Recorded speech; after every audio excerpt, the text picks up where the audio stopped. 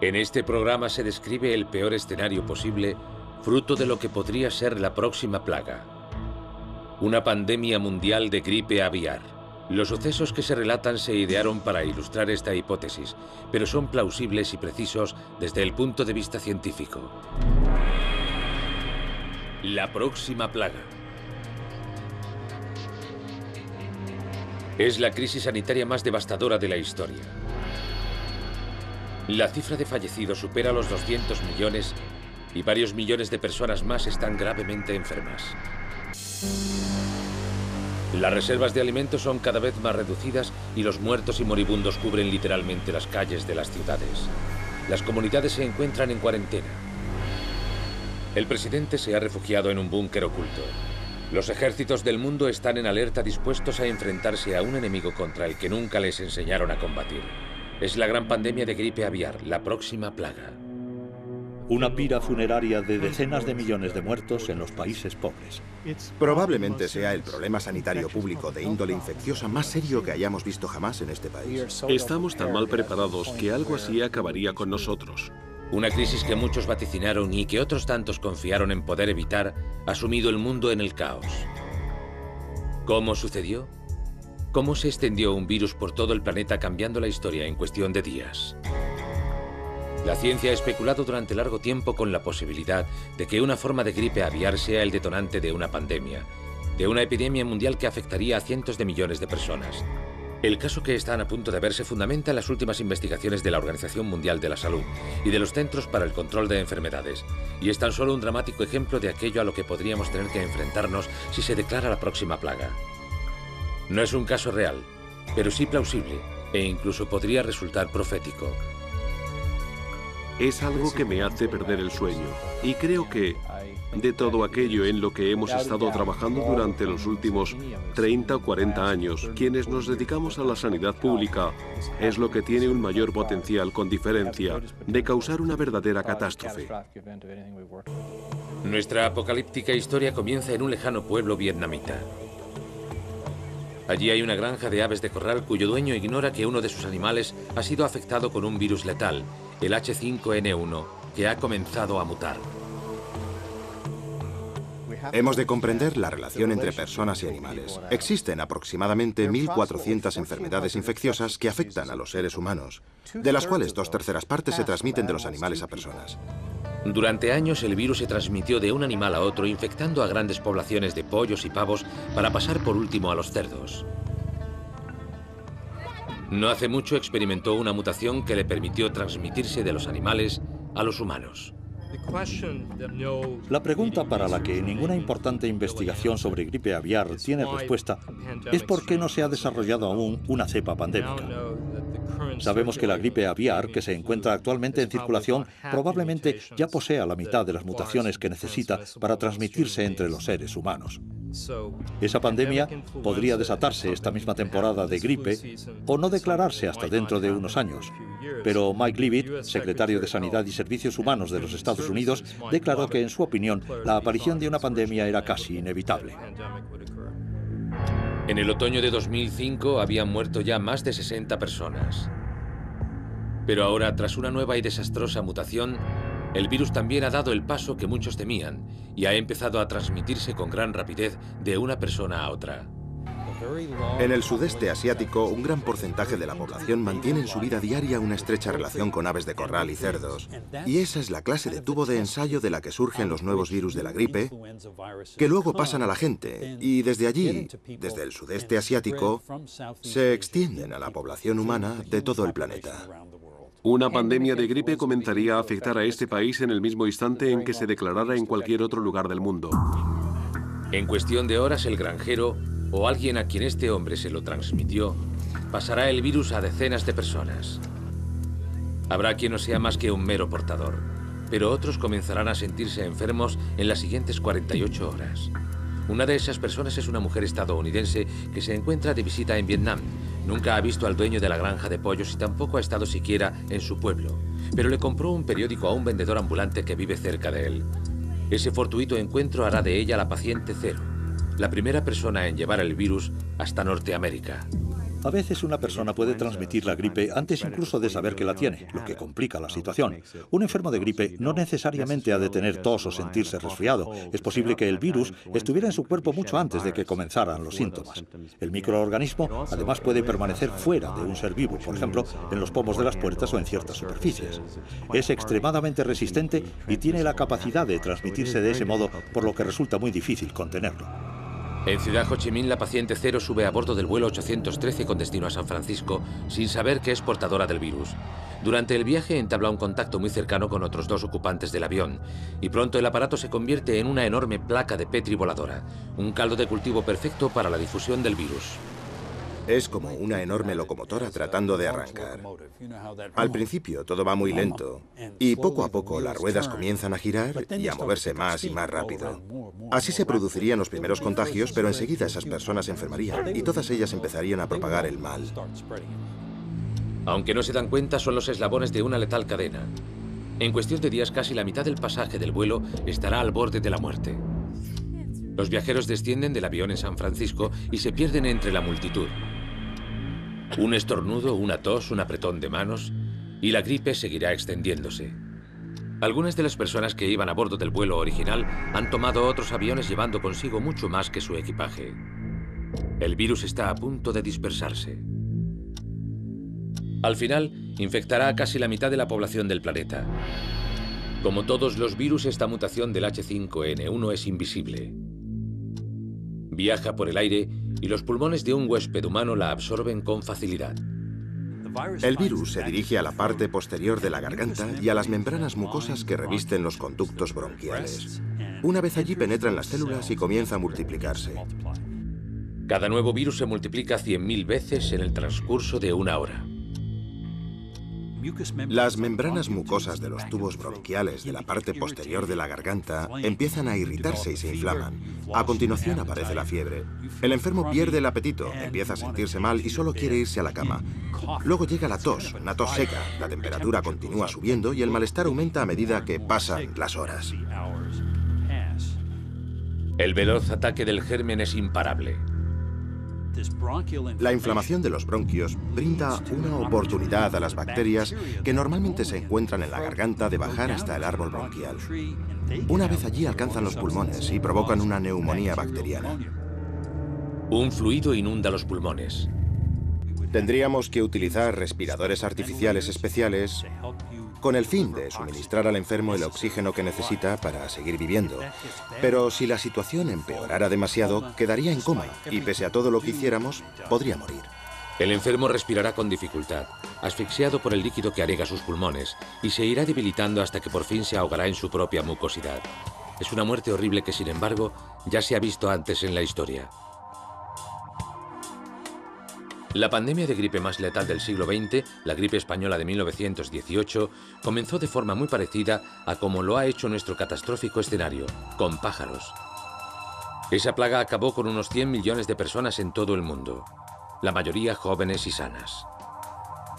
Se culpó a la gripe de casi la mitad de todas las muertes que se produjeron en 1918, y el precio que pagó la humanidad fue muy alto. La esperanza de vida oficial en los Estados Unidos se redujo 12 años, a los 39. Incluso hoy en día se considera que la gripe es la causante de 500.000 de decesos en el mundo todos los años. Sin embargo, los expertos afirman que esta nueva pandemia podría ser aún peor.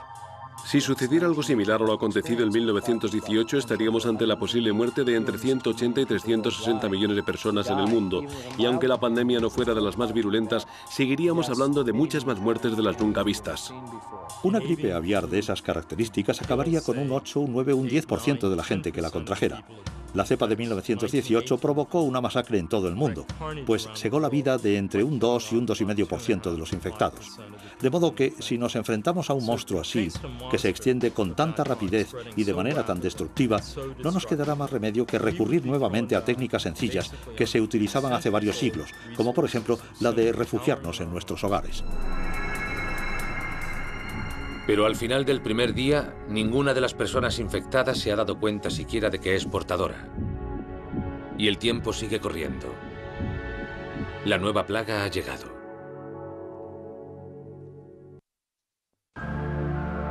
En nuestro escenario apocalíptico, este es el tercer día después de la llegada del virus de la gripe aviar a los Estados Unidos. En todo el país hay ya cientos de infectados, muchos de ellos condenados a sufrir una muerte rápida y dolorosa. La próxima plaga, la gran pandemia de gripe aviar, ha comenzado.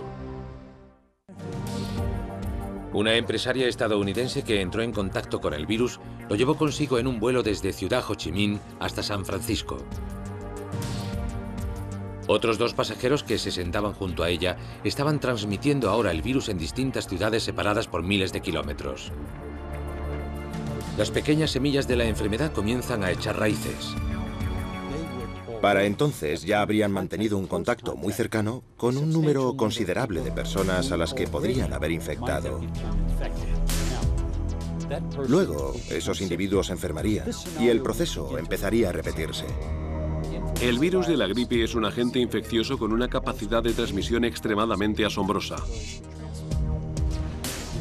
Empezaríamos a ver gente llegar a las salas de urgencias, a los hospitales y a las consultas de los médicos con enfermedades similares a la gripe.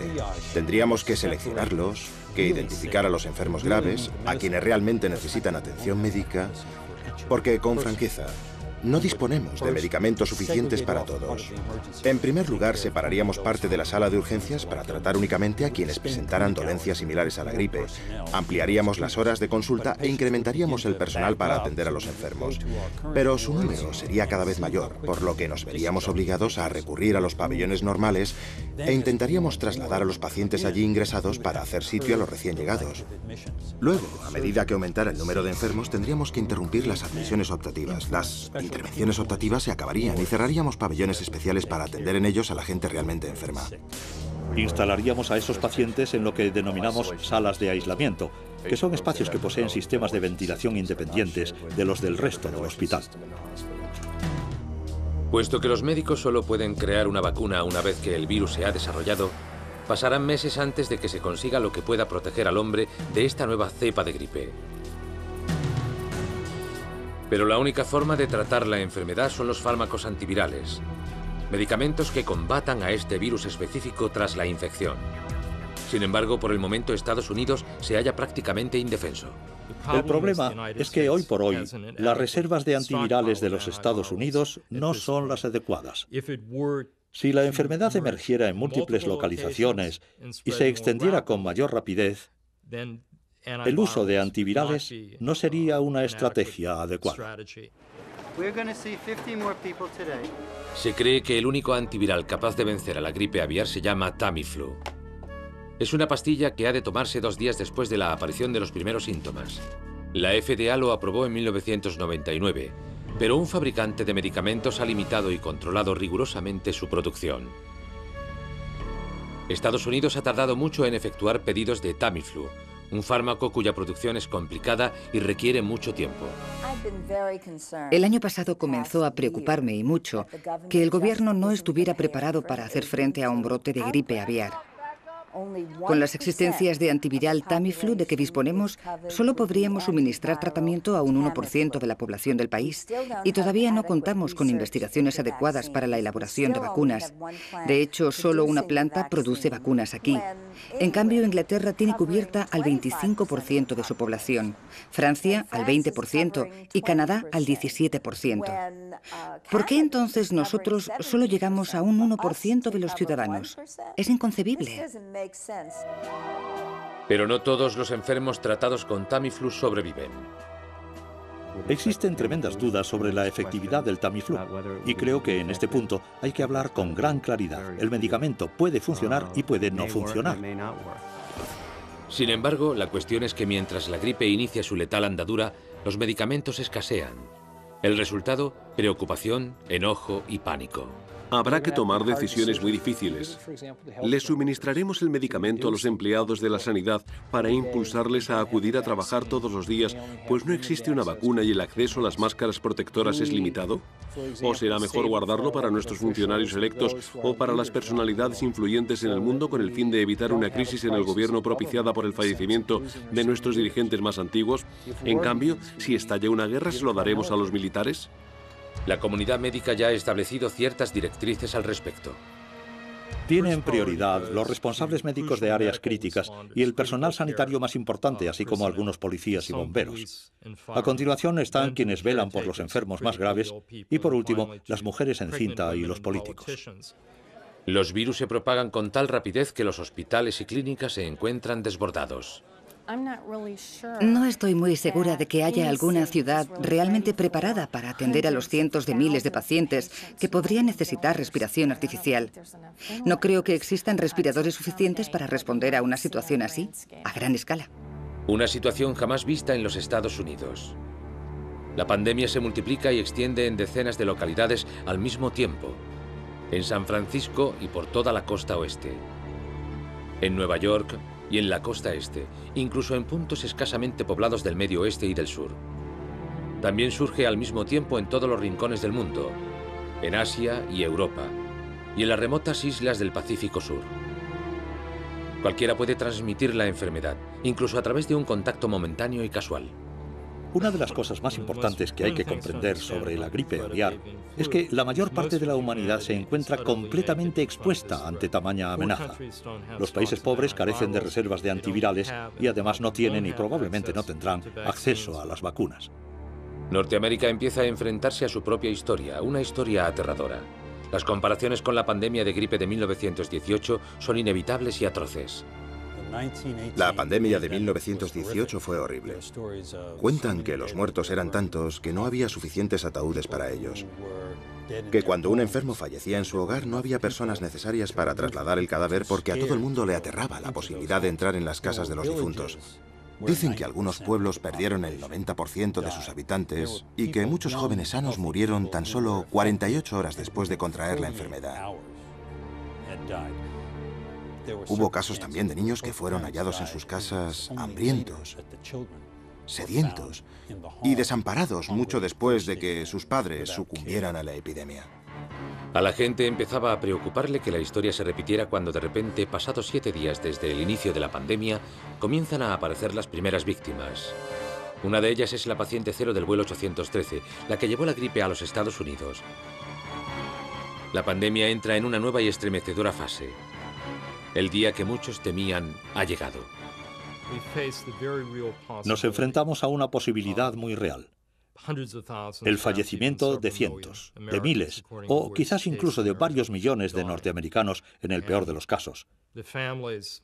Y las familias de esas víctimas se preguntarán por qué no hicimos acopio de suficientes antivirales, por qué no poseíamos las plazas hospitalarias necesarias y no pudimos brindarles los cuidados intensivos adecuados a quienes morían de neumonía vírica y bacteriana. Y la respuesta a esta pregunta es que el gobierno tenía otras prioridades. Sin embargo, ahora la única prioridad para los Estados Unidos es el modo en que se gestionará la mayor crisis sanitaria de la historia. Una que afectará a todos los ciudadanos y se cobrará un alto precio médico, político y económico. Pero por muy mal que estén las cosas en ese país, en otros puntos del mundo la situación es aún peor.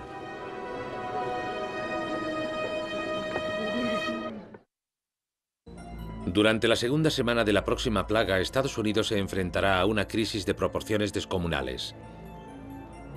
En nuestro escenario apocalíptico, cientos de miles de personas han contraído una letal cepa de gripe aviar. De ellas, más o menos la mitad están enfermas. Los muertos se cuentan por miles. Sin embargo, no todo el mundo está de acuerdo con este escenario. La gente necesita saber cuáles son sus opciones y qué riesgos corre. En el mundo parece haber todo tipo de posturas, desde los que creen que el riesgo es nulo hasta quienes consideran que es del 100%. Hay quienes piensan que todos moriremos y otros opinan que lo mejor que podemos hacer es meternos en una burbuja para protegernos de todo. A mi juicio, lo peor que podría suceder en los Estados Unidos no será tan tremendista como esa visión histérica con millones de muertos que proponen algunos. Sin embargo, en nuestro peor escenario, hay quien augura un futuro muy negro, el de un mundo en el que las necesidades básicas cobrarán una importancia crucial. Nuestra línea de acción más importante consistirá en preguntarnos a nosotros mismos cómo vamos a pasar los próximos 12 o 18 meses. ¿Cómo sobreviviremos a cada día? si tendremos comida, agua y seguridad básica, y cuáles serán los bienes y servicios con los que podremos contar. Llegamos a la conclusión de que algo de esa magnitud sometería a una gran presión a los recursos de una agencia. ¿Seguiremos yendo a trabajar o al colegio? ¿Continuaremos viajando? Una cosa está clara. Nadie sale del continente. Los vuelos internacionales permanecen en tierra. Los países que aún no estuvieran afectados seguramente cerrarían sus fronteras a los viajeros estadounidenses. Al otro lado del Pacífico, en el lugar donde nació el virus, la situación es aún más grave que en los Estados Unidos. La gripe aviar causa estragos en toda Asia, un entorno de pobreza generalizada y asistencia sanitaria limitada. La enfermedad diezma a los pueblos y sus habitantes, movidos por la desesperación, sacrifican a millones de pollos y cerdos en un esfuerzo inútil de mantenerse un paso por delante del virus. Pero es demasiado tarde. El microorganismo ya no necesita animales para medrar. Se transmite libremente de un humano a otro, a menudo mediante un simple contacto casual. Hoy en día, en los países en vías de desarrollo, las enfermedades infecciosas son la primera causa de mortalidad humana, y eso se puede llegar a extrapolar al mundo desarrollado. Para frenar el avance de una pandemia de gripe, tendríamos que producir vacunas en cantidades suficientes para que todas las personas del mundo reciban su dosis, es decir, 6.000 millones de vacunas más de las que existen en la actualidad. Y evidentemente eso es algo imposible. Los distintos gobiernos reaccionan de forma diferente a la crisis. Los expertos en seguridad de Hong Kong llevan años casi convencidos de que la gripe aviar supone una amenaza mucho mayor para el continente asiático que las armas nucleares de Corea del Norte.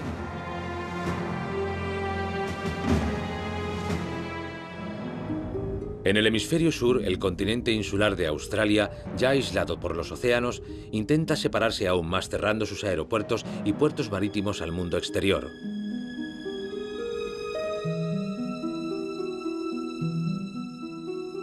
El número de víctimas aumenta día tras día. Ya hay decenas de millones de infectados en todo el mundo. Cuando se cumple el día 14 desde el comienzo de la crisis, la cifra de muertos asciende a 1 millón. En los Estados Unidos, la gente desesperada trata de encontrar un refugio que no existe. Poco importa hacia dónde corran, siempre se dirigirán a la enfermedad. ¿Serán más seguras las ciudades pequeñas? No. ¿Y las grandes urbes? No. Una de las cosas que trataremos de hacer es concienciar a la población sobre el hecho de que esto no es algo de lo que se pueda escapar. Durante la pandemia de gripe de 1918, se decretó una cuarentena que demostró su eficacia evitando que la gripe se extendiera a una pequeña isla del Pacífico Sur. Pero frente a esta pandemia, no hay lugar donde esconderse. En un esfuerzo por hallar esa ansiada protección, algunos tratarán de sellar sus hogares con plástico y cinta aislante. Una medida no solo inútil, sino además peligrosa. Existe un riesgo mucho mayor de intoxicación por monóxido de carbono. Todo depende del tipo de sistema de calefacción que tengamos. Mucha gente quiere encontrar un método infalible para protegerse, pero sencillamente no existe. Quien confíe en estar perfectamente preparado para evitar el brote de gripe sufrirá una gran decepción. Nadie puede impedir la aparición de un huracán.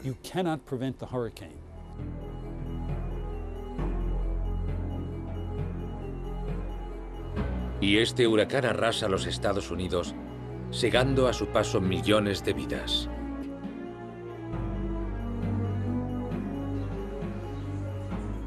Empezaremos a comprobar sus repercusiones en el número de casos que se presenten en los hospitales, aunque muchas veces los enfermos no acudirán allí porque estarán tan abarrotados que tendrán que dirigirse a centros locales, gimnasios o cualquier otro lugar en el que la comunidad sanitaria haya decidido prestarles asistencia. Empezaremos a ver las repercusiones de la crisis en el desplome de la economía global.